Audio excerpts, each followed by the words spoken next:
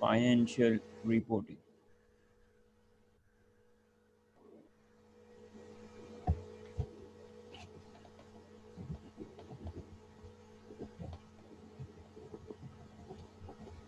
So first of all, let me give you an introduction regarding the syllabus which we are going to cover in this paper. And most of you guys have already uh, covered the basics of this financial reporting paper in your F3 or in Introduction to Accounting paper. So first of all, I'm going to introduce basic few topics which will be covered in this paper, and after that we will cover the paper pattern and so on. So I'm going to give you an introduction of the syllabus first of all.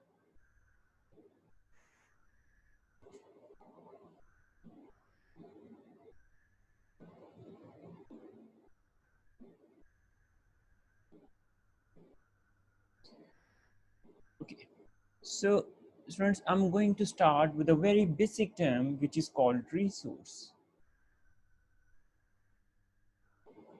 or we can start it from expenditure.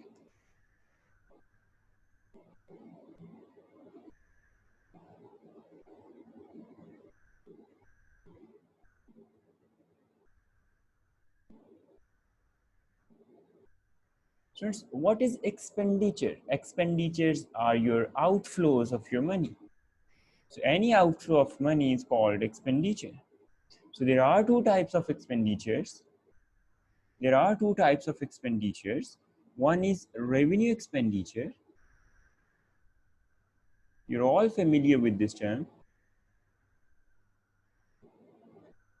There are two types of expenditures. One is called revenue expenditure, and second one is called capital expenditure.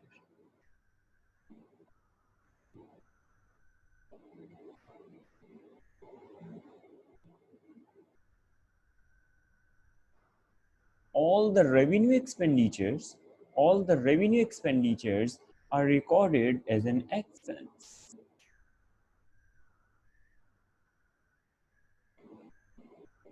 and all the capital expenditures are recorded as an asset.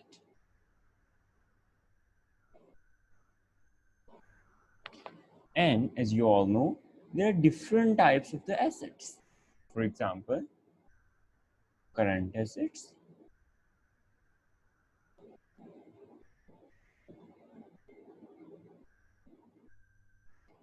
and non-current assets.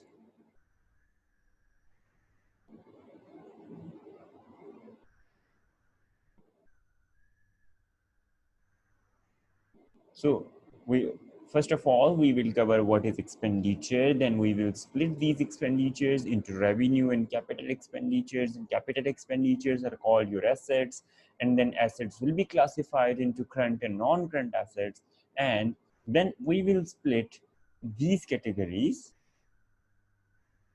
After that, we will cover the current assets in detail. For example, there are different types of current assets. One is inventory. We will cover the topic of inventory, and after that we will cover financial instruments as well, just like receivables.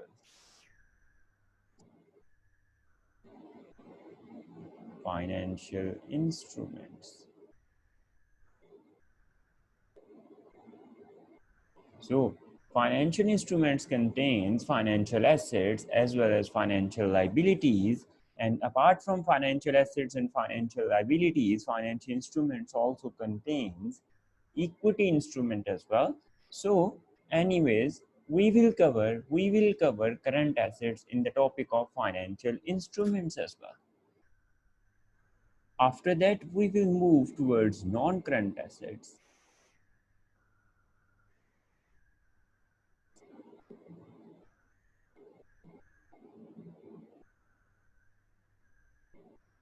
After that, we will move towards non-current assets, and we need to consider whether a non-current asset will be for investment purpose, whether we have purchased the non-current assets only for the investment purpose,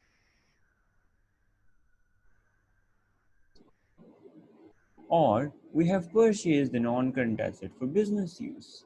So these are two different types. These are two different categories of the non-current assets: business use non-current assets and investment purpose non-current assets.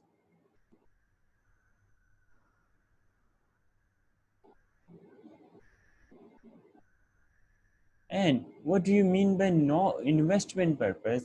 Any asset which we have purchased with the intention to resale in the future or for the capital appreciation, any asset we have which we have purchased for the purpose of capital appreciation, or we have purchased an asset for rental purpose, it is called investment purpose. So rental or capital appreciation. So these are the investment purposes. If we have purchased an asset to earn rentals or for the capital appreciation, we will keep this asset for a while. Capital appreciation, capital improvement. So we will keep this asset for a while, and we are going to sell this asset at a premium price, at a profit. So it is called investment purpose. On the other hand, if we have purchased a non-current asset for business use purpose, so those assets which are purchased for the business use purpose, there are further classifications of these assets. For example, maybe these business use assets are tangible assets.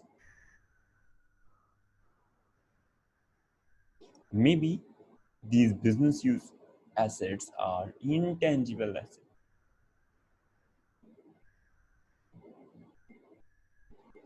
Tangible business use non-current assets are called property, plant, and equipment.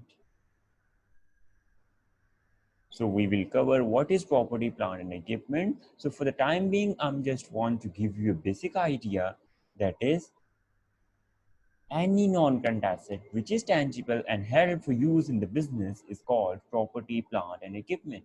On the other hand, maybe there are few intangible non-current assets held for use in business. So these are called intangible non-current assets. And in both these cases,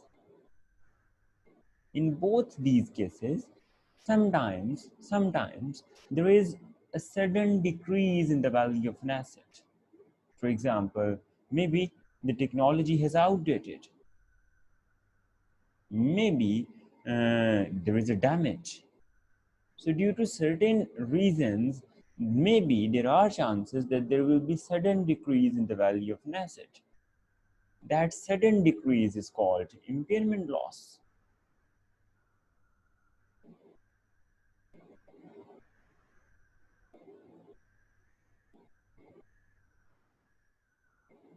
So we are going to cover all these topics in our F7 or financial reporting syllabus. So impairment loss, we are going to cover the impairment loss. What is impairment loss? What is the definition of impairment loss? But for the time being, what is impairment loss? Sudden decrease in the value of an asset is called impairment loss. After that, we will move towards liability section.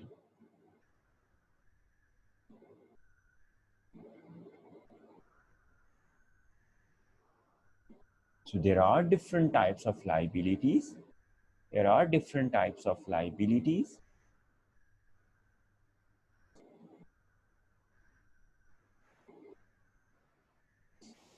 In current, there may be current liabilities, maybe non-current liabilities. There may be provisions.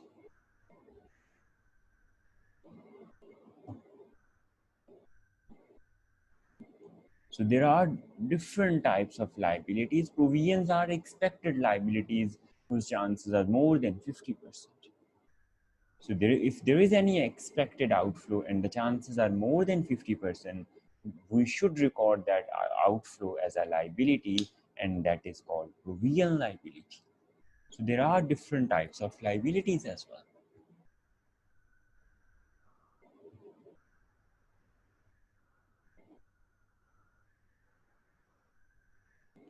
And the last section is equity section.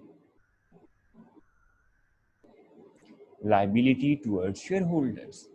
So anything which we need to owe to shareholders is called equity section, and we will cover the equity section in financial instruments and other topics as well. After that, we will cover incomes. And after covering all these items, we will have final accounts or final financial statements. Because these are the basic components to prepare the financial statements.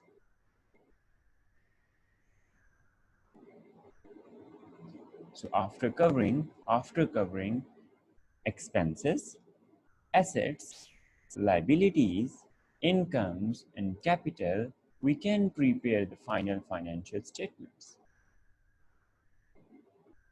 So the basic final financial statements are P&L and statement of financial position.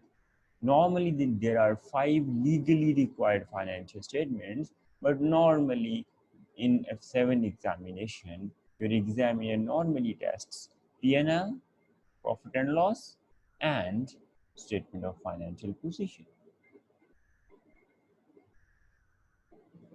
We will also interested to calculate cash flow statement.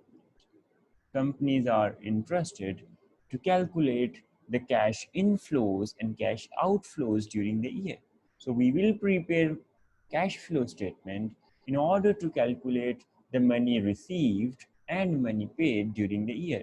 So what is the net cash inflow or net cash outflow during the year? After that, we will move towards the group accounts. If there are more than one companies within a group, how to prepare the financial statements, consolidation.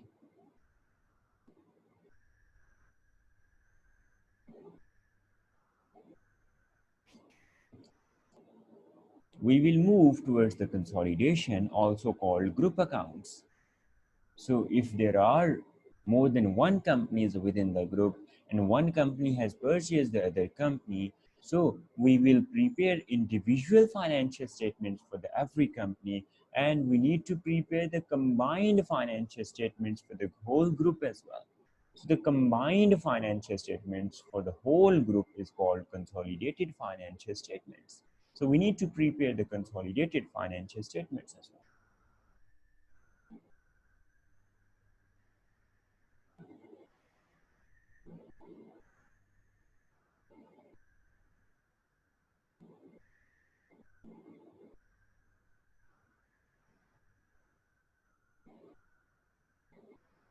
And after that, we will cover a chapter of interpretation.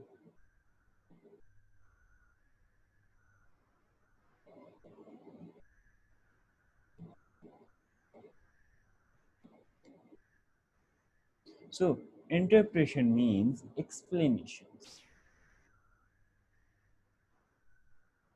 So we will explain the financial statements with the help of different tools, maybe ratio analysis, maybe due to different comparisons.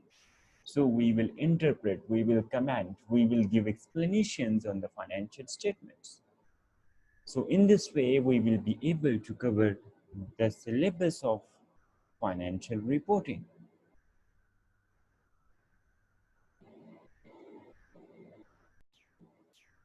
So we will use smart notes for the syllabus coverage, and apart from smart notes, you guys will be using Kaplan book as well.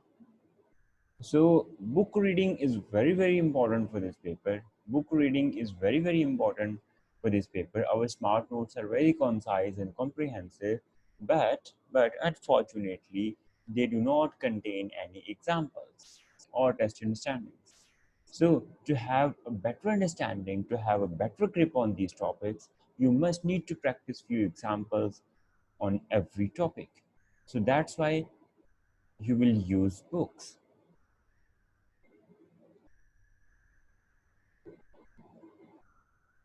So for example, this is the contents of your syllabus. Introduction to published accounts. Introduction to published account means financial statements. So first of all, there will be an introduction about basic financial statements. For example, what are the elements, what are the components which P&L will contain, what are the components which statement of financial position will cover. So after that, we will start from chapter number 2. We will start our syllabus, our lectures from chapter number 2. So tangible non-current assets means property, plant and equipment, IS 16. You're already familiar with the standard, IAS 16. So first of all, we will cover chapter number 2. We will cover tangible non-current assets held for use in business. After that, we will move towards intangible non-current assets. And after that, we will cover impairment losses as well, how to deal with the sudden decrease in value of an asset. Then non-current assets held for sale. Non-current assets held for sale means those assets which we have declared that we will not use these assets in our business, and we are going to sell these non-current assets.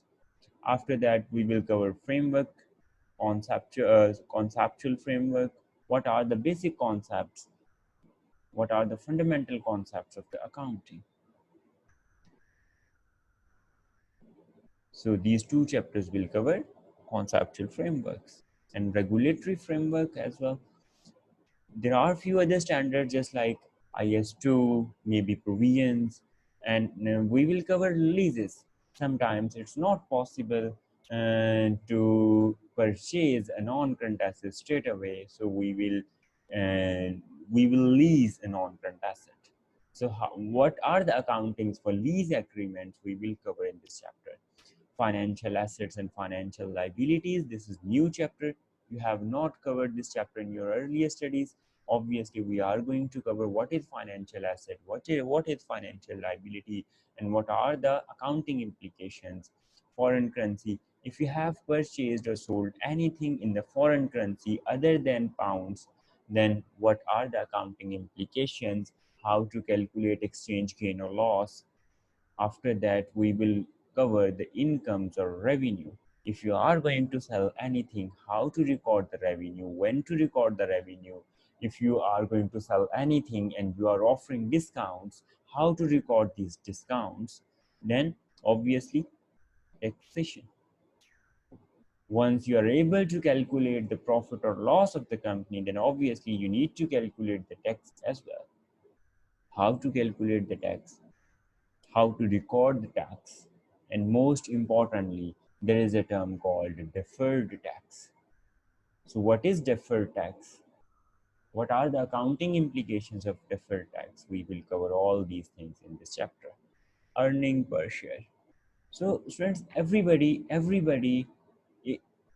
investor want to know the return on his investment. If you are going to invest your money anywhere, for example, if you want to invest your money in property, if you want to invest your money in the stock, if you want to invest your money in shares, obviously, first of all, you will be interested to know the return on your investment. So, EPS means earning per share. So, this is a measure for the investors. So this measure will express the money which investors are earning on per share investment. After that, we will cover IS 37 and IS 10. Obviously, we will cover different provisions. I have already given basic introduction of the provisions. Provisions are basically expected liabilities. So any outflow whose chances are more than 50%, that is called provision. So we will cover the detailed implication of the provisions in this chapter. And after that, there are few chapters on the consolidation. Chapter number 16, 17, 18, 19, and 20. So we will cover group accounts in all these chapters. And at the end of our syllabus, we have two chapters regarding interpretation and cash flows.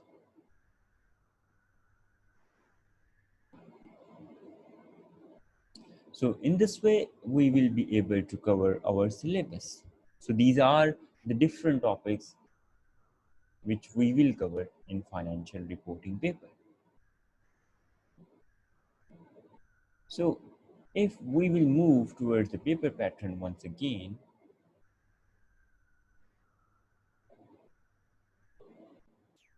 so what is the paper pattern?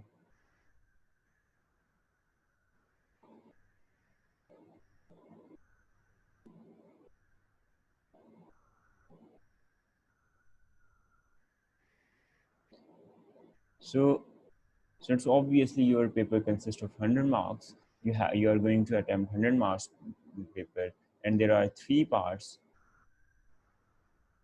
In the part 1, there will be 15 MCQs.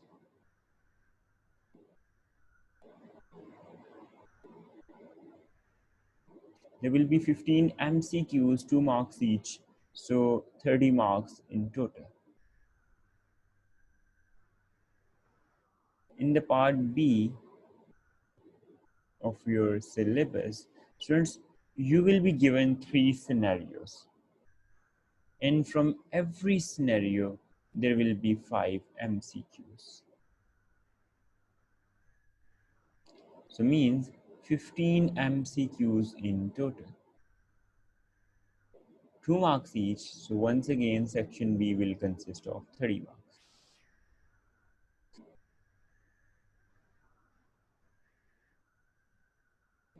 And when we will move towards the part C of your syllabus,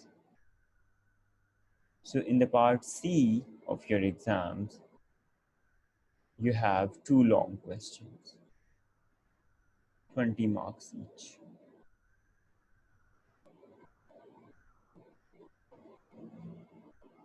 So these questions will be on interpretation or final accounts, means P&L or statement of financial position, or on the consolidation.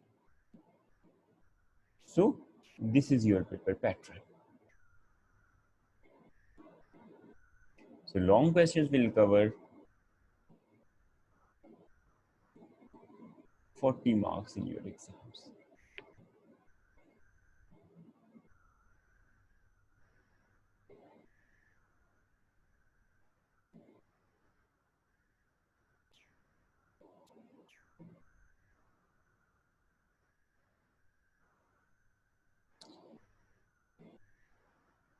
As far as syllabus coverage is concerned,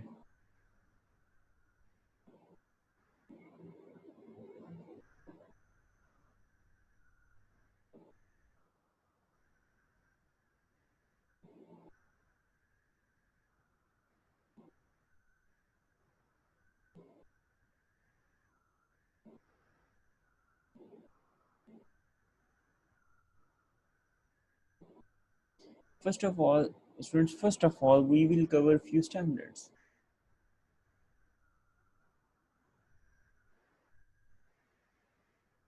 First of all,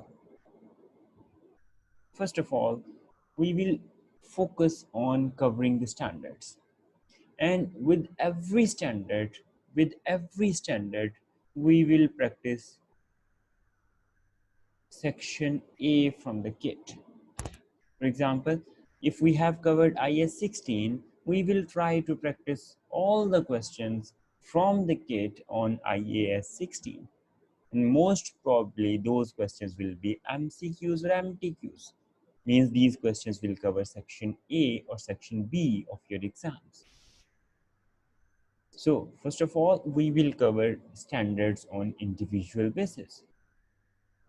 So once we are able to cover the final accounts, we will be able to prepare the financial statements. Then we will move towards the practice of financial statements. So we will start with covering the covering of standards. After that, we will cover few questions on financial statements, also called final accounts. And one most important thing over here I am going to mention is almost 60% of your exam is MCQs based. In order to solve this 60% portion, students, please concentrate on examples and test understandings from your Kaplan book. I'm repeating once again, book reading is very, very important in this paper. So, in order to grasp these 60 marks, you need to use Kaplan book,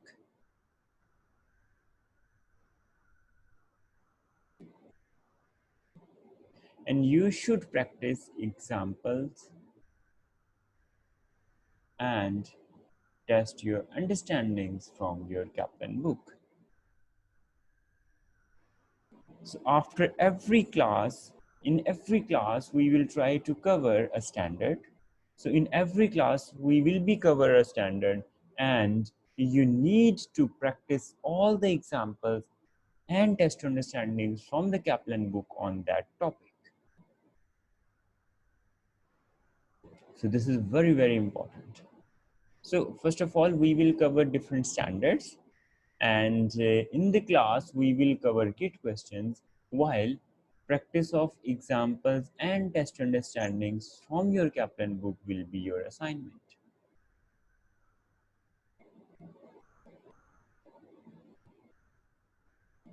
So once we are done with the standards, then we will move towards the financial statements. After that,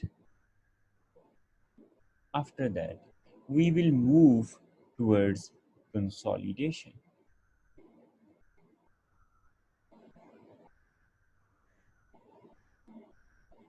So we will cover group accounts, and obviously it will be a major portion of our syllabus. After that, we will move towards cash flow questions. And finally, we will cover interpretation.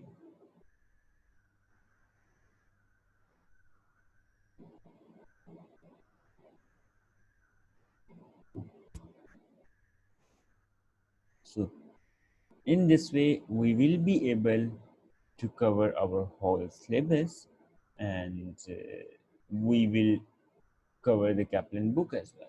So as far as study material is concerned, we will use Kaplan study material along with our smart notes.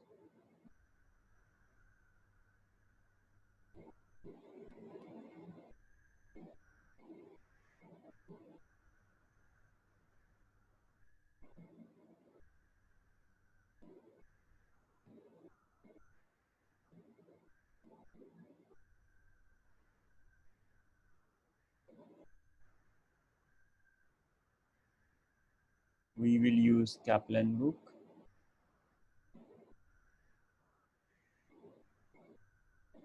we will use Kaplan kit,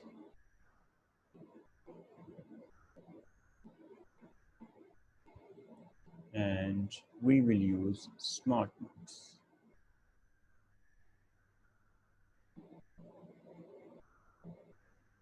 So these smart notes are very concise, very comprehensive. Obviously, we will use these smart notes to cover the theoretical portion, and obviously, we will use Kaplan book for the examples and test understanding.